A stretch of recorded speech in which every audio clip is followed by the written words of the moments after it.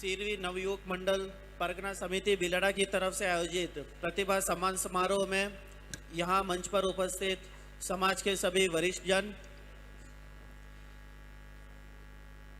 वरिष्ठ ग्रामजन, माताएं बहनें, मेरे साथी अधिकारीगण, मीडिया मित्र तथा सबसे बढ़कर मेरे विद्यार्थी मित्र, सर्वप्रथम मैं परगना समिति का साधुवाद करता हूं कि उन्होंने प्रतिभा सम्मान समारोह का आयोजन करके बच्चों में पढ़ाई के प्रति और अपने किए गए एफर्ट्स के प्रति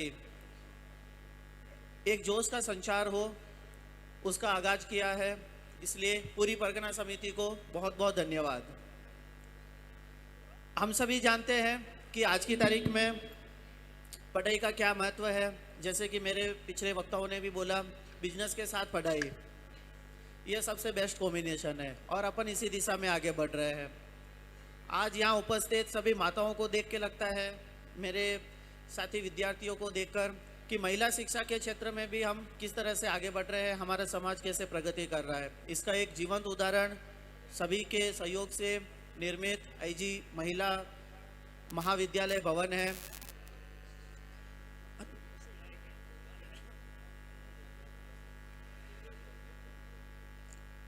कुछ चीज़ें ऐसी है जो हर फील्ड में तथा हर समय कॉमन रहती है और कुछ चीज़ें स्पेसिफिक रहती है। तो मैं सबसे पहले 3-4 चीज़ें जो कॉमन है, हर एक के लिए काम आ सकती है, वो पहले बताऊंगा। उसके बाद में बच्चों के क्वेश्चन कि आपके क्या सवाल है वो लेंगे, ठीक है।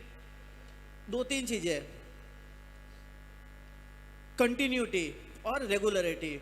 देखिए, अगर आप कोई भी काम करते हैं, चाहे पढ़ाई करते हैं या चाहे बिजनेस करते हैं, ये उम्मीद मत रखिए कि अगर हमने आज ही काम शुरू किया है तो हाथों हाथ ही पूरा हो जाएगा और हमें सक्सेस मिल जाएगी। उसमें बहुत सारी बाधाएं आएगी,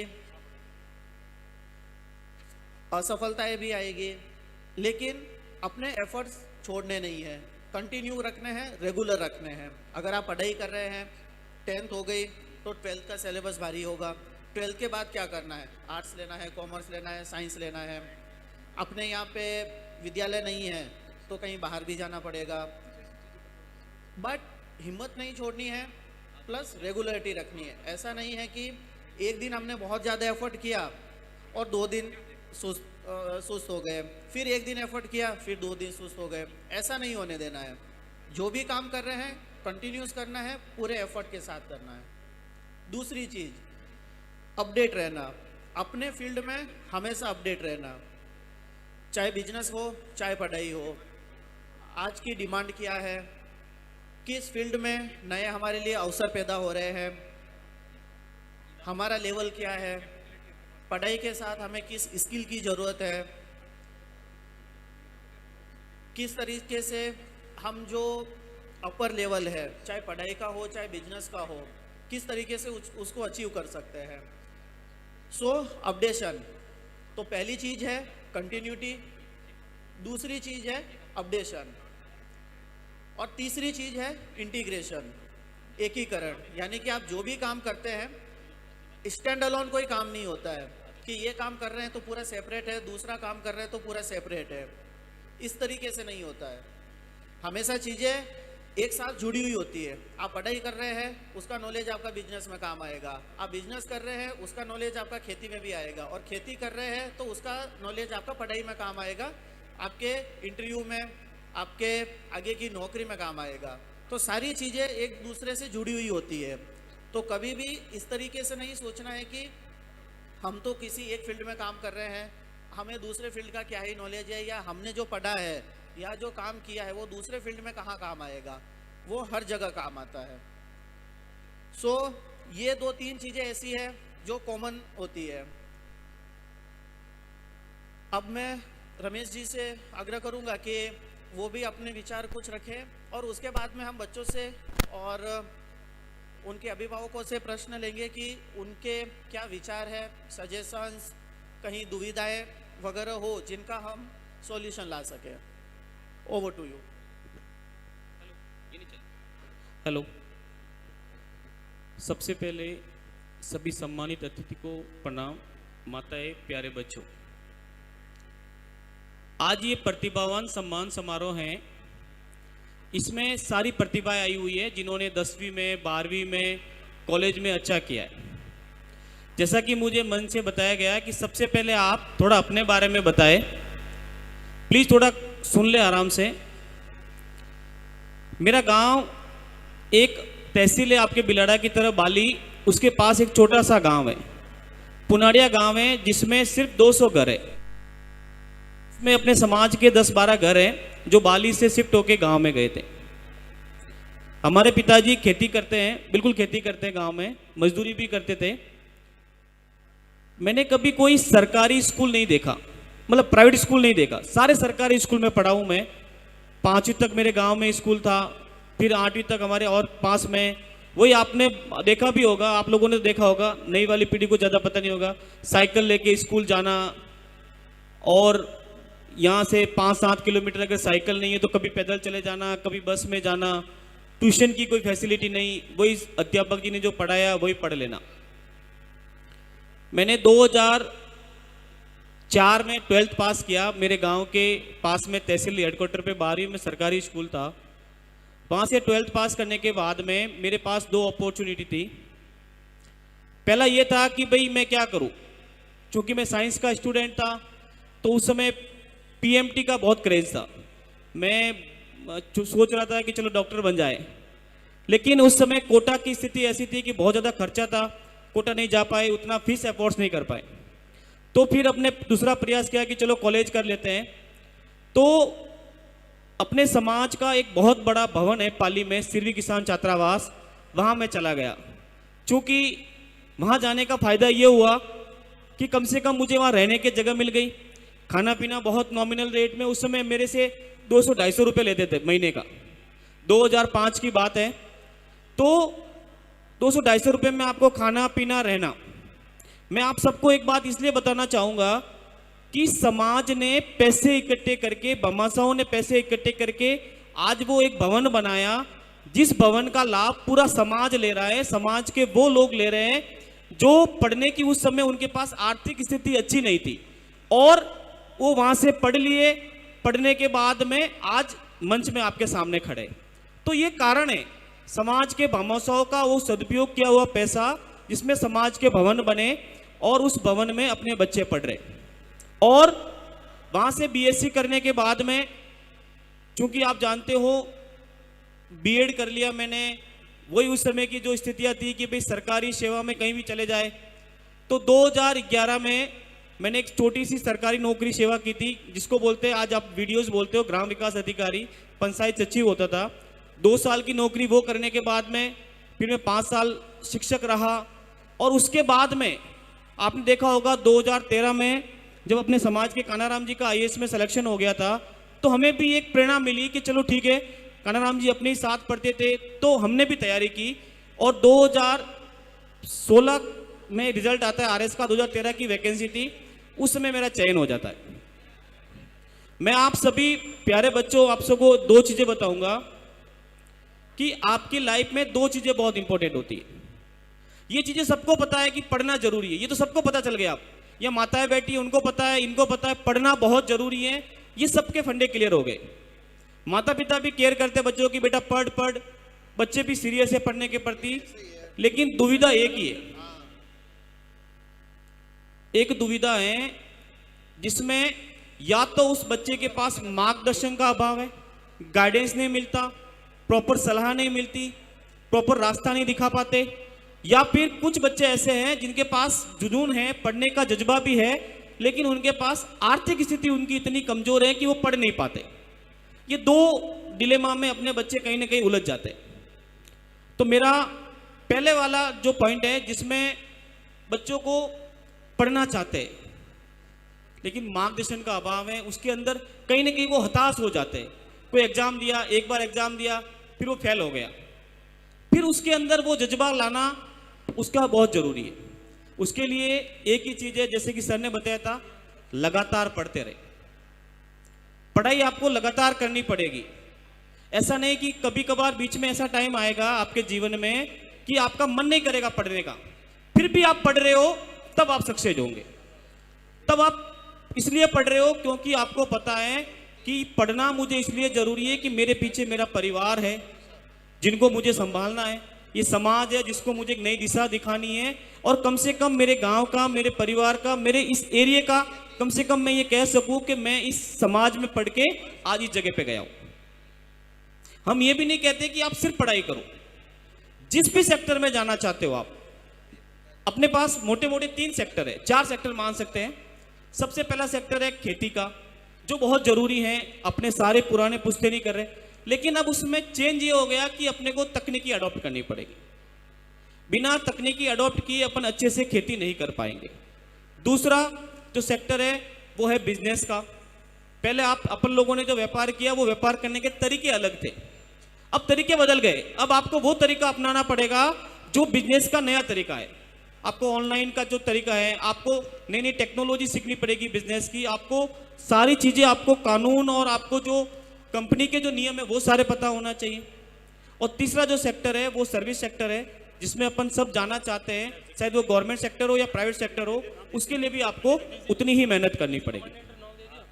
मेरा आप लोगों से एक ही अनुरोध है कि पढ़ाई के वक्त, जैसा कि रमेश जी ने बताया था, एक अच्छी बात है कि आपको अपने माइंड को ठीक करना है, आपका दिमाग स्थिर होना चाहिए प्यारे विद्यार्थियों। और दिमाग स्थिर होता है कहीं ना कहीं आपका समय, आप योगा करो, आप मेडिटेशन करो। मेडिटेशन एक बहुत बड़ा है, मैंने अपनाया था। मैं जब दिल्ली था, जब जयपुर भी था, तो रोज का आधा घंटा 1 घंटा मेडिटेशन करता था। उससे क्या होता था, उससे आपका दिमाग शांत रहता था, आपके दिमाग की एकाग्रता बढ़ती थी, आपका दिमाग में फालतू विचार नहीं आते थे, और जो चीजें पढ़ते थे वो याद होते थे। एक अभी प्रश्न आएगा, हम जब प्रश्न सेशन करेंगे, बहुत कॉमन प्रश्न है कि साहब मैं पढ़ता तो बहुत हूं लेकिन याद नहीं होता।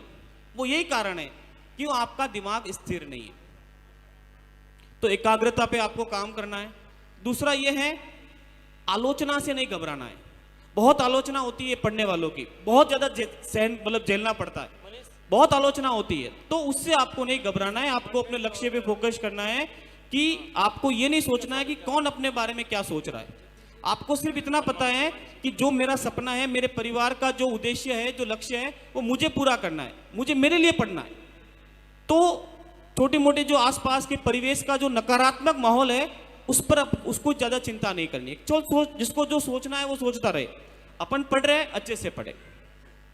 तीसरा, सभी जो पिता तुल्य बुजुर्ग हैं, आप लोगों के लिए भी एक मेरा अनुरोध है कि अब अपने को, इस समाज को एक नई दिशा देने के लिए एक चीज अपनाना पड़ेगा कि आपका परिवार में, आपके पड़ोस में, आपके गांव में कोई भी ऐसा बच्चा मिल जाए, कोई भी ऐसी बच्ची मिल जाए जो पढ़ना चाहती हैं लेकिन पढ़ नहीं पाती।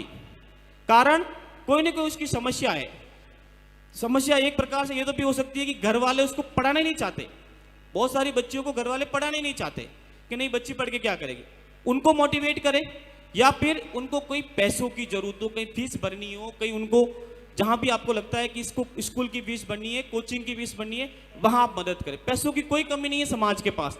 मैं हमेशा हर मंच पे जाके ये कहता हूं कि पैसा बहुत है, लेकिन उस पैसों को उस दिशा में खर्च करना जो आपका 1 रुपये समाज में दिया हुआ आने वाले समय में वो समाज के लाखों रुपए की धरोहर बने, ऐसा मेरा आप सबसे अनुरोध है। अभी ऐसे बहुत सारे शिक्षण संस्थान है अपने, आपने देखा होगा जोधपुर में अपना हॉस्टल है, पाली में हॉस्टल है, अभी जयपुर में भी अपना हॉस्टल बना रहे हैं। इन शिक्षण संस्थानों की जरूरत है। एक उसका ताजा उदाहरण यही है बिलाड़ा में, जो ये आईजी विद्यापीठ जो ये बना हुआ है, महिला महाविद्यालय, ये भी एक ऐसा प्लेटफॉर्म है जहां समाज के लोग पढ़ते हैं, बच्चे पढ़ते हैं, अपनी बच्चियां पढ़ती हैं।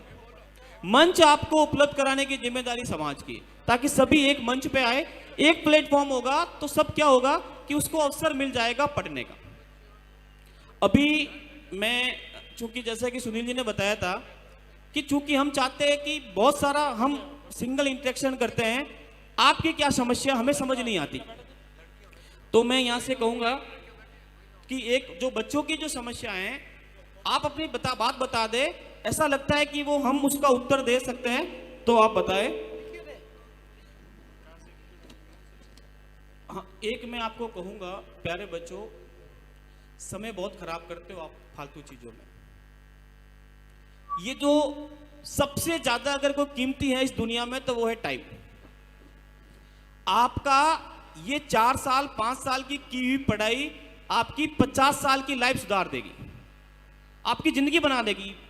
ये जैसे कि अभी मन से सुना था मैंने भी कि बच्चे इस उम्र में एंजॉय करना चाहते, मजा करना चाहते, घूमना चाहते, फिरना चाहते, समय को सदुपयोग नहीं कर पाते। मेरा कहना है कि जिस समय आप 9th-10th में पढ़ते हो, अपना जो लक्ष्य है उस लक्ष्य को पाने के लिए आपको मुश्किल से 7-8 साल का इन्वेस्टमेंट करना है अपने लाइफ, अपने जीवन का ये इन्वेस्टमेंट है। और ये इन्वेस्टमेंट आपको पूरे जीवन आपको आराम देगा। मोबाइल आपका एक बहुत खतरनाक, जो एक प्रकार से कह सकते हैं उपकरण है, जो आपका सबसे ज्यादा समय खराब कर रहा है। कम से कम उसका उपयोग करें। और सबसे ज्यादा खेल है अपना हौसला बनाए रखने, अपने अंदर सेल्फ मोटिवेट रहे, और सबसे ज्यादा जो चीज है अपने माइंड को स्थिर रखें। पढ़ना है तो दिमाग को शांत रखना पड़ेगा। अपना जो सर्कल है, आपका जो दोस्तों का सर्कल है, वो बहुत छोटा करना पड़ेगा। बहुत लोग नाराज होते थे, हम पढ़ते थे तब, कि साहब आजकल तो आप मिलते ही नहीं हो, बातें ही नहीं करते। अरे भाई, हम पढ़ने आए हैं तो हमारा सर्कल उन्हीं लोगों के आसपास का रहेगा पढ़ते वक्त जो हमारे काम के। तो मेरा आप लोगों से अनुरोध है कि थोड़ी इन 3-4 चीजों पे ध्यान दें। समय, सही समय है कि आप 12th के बाद में 5-7 साल खुद को झोंक ले और ये बता दे दुनिया को कि भाई मैं सिर्फ और सिर्फ अभी पढ़ूंगा, और पढ़ने के बाद में जब मेरा समय पूरा हो जाएगा, जब मुझे लगेगा तो मैं आगे जाऊंगा। कोई बच्चा प्लीज, हाँ सर आ जाओ। एक माइक और, एक माइक। श्रीमान, मेरा नाम दीपिका सिरवी है। मैं 11th साइंस स्ट्रीम की छात्र हूँ। मुझे जिला कलेक्टर बनना है, इसके लिए मार्गदर्शन दीजिए।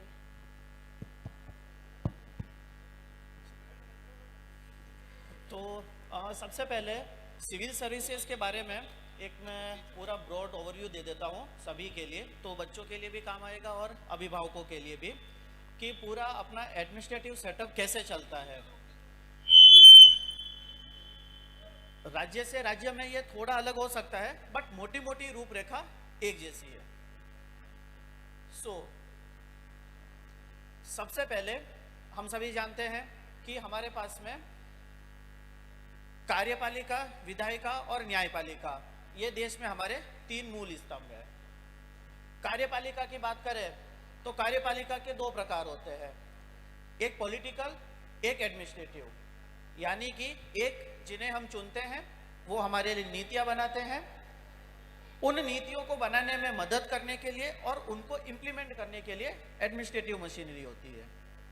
ठीक है, एडमिनिस्ट्रेटिव मशीनरी के 2 पार्ट होते हैं। एक जो कि किसी भी देश, किसी भी राज्य की राजधानी में बैठती है, यानी कि सचिवालय, जो कि नीतियां बनाती है। दूसरी जो मुख्य मशीनरी है वो है जिला लेवल पे, यानी कि जो नीतियां बनी हुई है उनको लागू करती है। लागू करने के लिए अपने पास एक मशीनरी है, उस मशीनरी को हेड कौन करेगा? जैसे कि आप इसे ऐसे समझिए कि एक परिवार है, पूरा प्रशासन एक परिवार है। परिवार का हेड कौन है, मुखिया कौन है? जिला कलेक्टर। अब मुखिया तो आ गया, तो उसके साथ में और भी बहुत सारे चाहिए उसको साथ देने के लिए। तो जिला लेवल पर अलग अलग डिपार्टमेंट होते हैं, आपका शिक्षा, स्वास्थ्य, खेलकूद, बहुत सारे डिपार्टमेंट होते हैं जो जिला कलेक्टर को मदद करते हैं, और जहां कहीं पर भी जरूरत होती है उनका मार्गदर्शन कलेक्टर करते हैं। उसके बाद में आता है सब डिवीजन लेवल, उपखंड जिसे हम बोलते हैं। अब चूंकि कलेक्टर जिला लेवल पर बैठे हैं तो वो तो हर चीज देख नहीं सकते, तो उनको भी अपने साथी चाहिए। उनके साथी उपखंड पे होते हैं उपखंड अधिकारी, जिसे हम बोलते हैं एसडीएम, और एसडीएम के नीचे फिर तहसीलदार, और इस तरीके से अपनी पूरी मशीनरी होती है। तो जो सिविल सर्विस है उसमें मेनली 2 स्टेज होते हैं, एक एसडीएम का और एक डीएम का। जनरल जो रिक्रूटमेंट होता है एसडीएम का, वो स्टेट सर्विस से होता है। जैसे RS जिसे हम बोलते हैं वो है राजस्थान एडमिनिस्ट्रेटिव सर्विस, और उसी तरीके से जो जिला लेवल पर होती है उसे बोलते हैं IAS यानी कि इंडियन एडमिनिस्ट्रेटिव सर्विस।